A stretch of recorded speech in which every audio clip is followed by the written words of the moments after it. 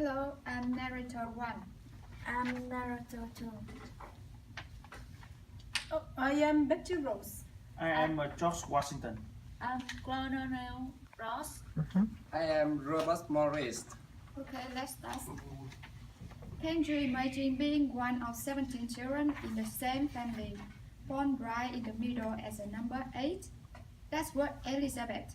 We know her as Betty Rose. Betsy finished school at age 12. She was apprenticed out to an upholsterer where she learned the trade. She also met another apprentice there, John, who became her good friend and later her husband. John and Betsy started a pottery business, but like many others, John joined the Philadelphia Midterm as a patriot to stand up against the British before the Revolution reached the Philadelphia. Unfortunately, while John was guarding the supplies, the ammunition caught fire and exploded, hurting John terribly. Betsy tried to nurse John back to health, but he died January 21st, 1776. Since she was a young woman, she managed to keep the business going. Years later, after losing a second husband to the Revolutionary War and marrying for the third time, Betsy told stories from her life to her children and grandchildren. This is one of those stories when Betsy left company. Well, what do you know, George Washington? I thought you were on trip. We're glad you here today, Betsy. And look who is with you. Uncle George, or should I say Colonel Ross? Hello, Betsy. And this is our friend Robert Morris. He called William Morris and Company, a shipping banking business. But more importantly, he is a brilliant man and a generous patriot. It's a pleasure to finally meet you. Thank you, the pleasure is mine. Come into the parlor behind the store here and I'll get you some refreshments. Thank you, Betsy.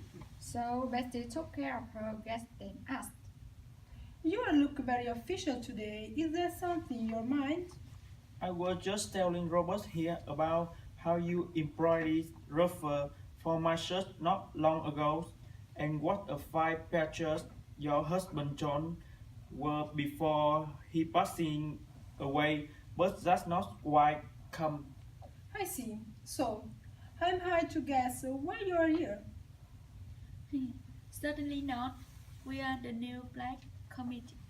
New flag committee? Well, I have told people that ever since I met you at Christ Church and found out that you had an upholstery business, that you could sell anything, chair, cushion, shirt, ruffle, even turkey. Yes, that's right. How, George? Oh, so we were wondering, would you be willing to sell a new flag?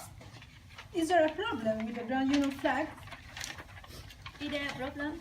Robert, tell her our problem, please. Yes, as you know, the French Union flag has a small British Union jack in the upper left-hand corner. So to some it looks like it's related to Britain. Unfortunately, when we began to fly that flag, many of our people thought it meant George Washington was going to surrender to the British. I can tell that story without laughing, even though I know it's not funny. I just get so tickled thinking about people believing that George Washington could ever surrender. They sure don't know George. Thank you, I think. You are welcome, my friend. So we knew we needed a new flag and we needed it soon. George suggested you might sell us a new flag. I never made the flag before, but I can be much harder than some of upholstery or others saying are done. Maybe it will be more interesting. What do you have in mind? I have a suggested drawing here from Francis Hopkinson. Mr. Hopkinson is from New Jersey.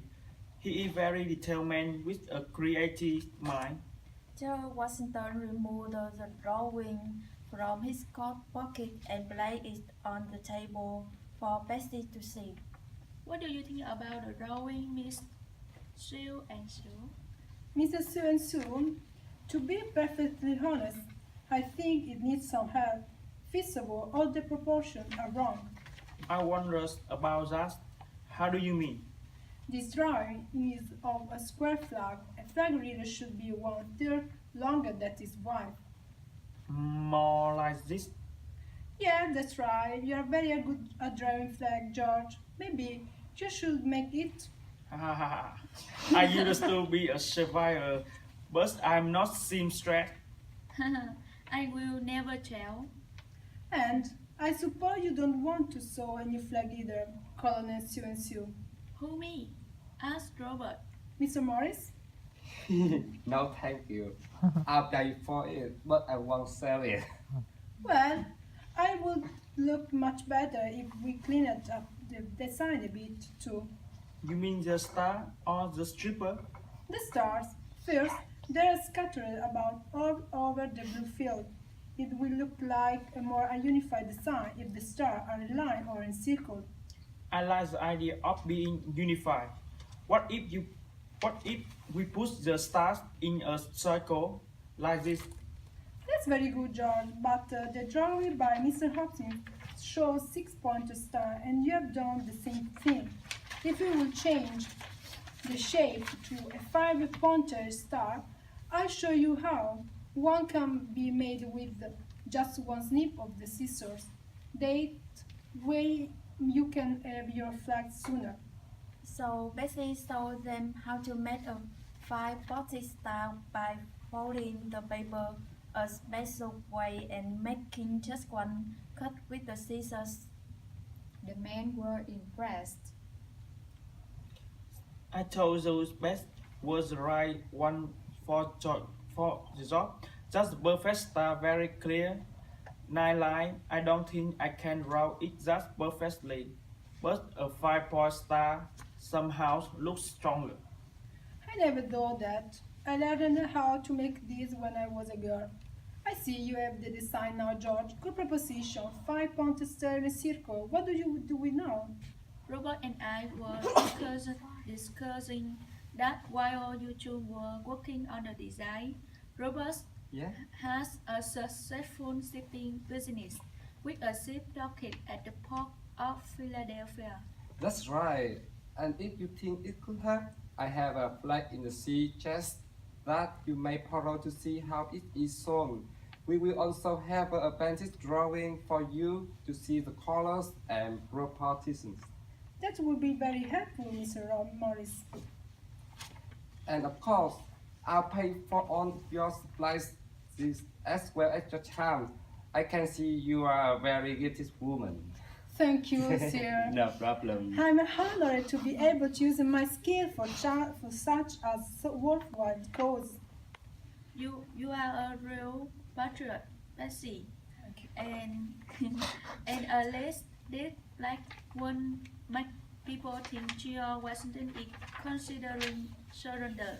Not when the star and stripper are waving independent.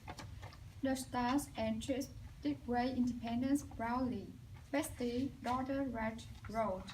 Mother went diligently to work upon his flag and soon finished it and returned it, and the first star's banner that was even made to her employees.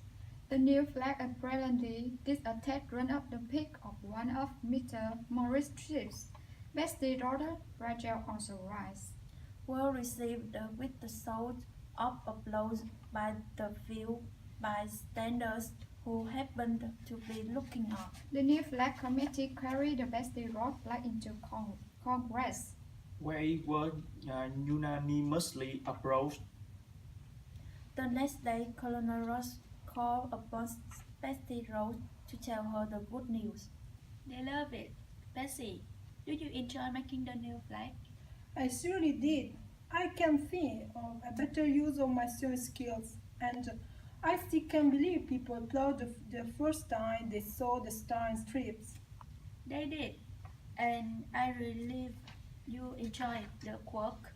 We need you to keep making plaques, as many as you can, Mr. Sew and Sew. Sew one plaque, and sew another and another, just sew and sew. Please, don't stop sewing plaques. It's my honor and my joy. Image. I get paid to make 5 pointed star with one snip.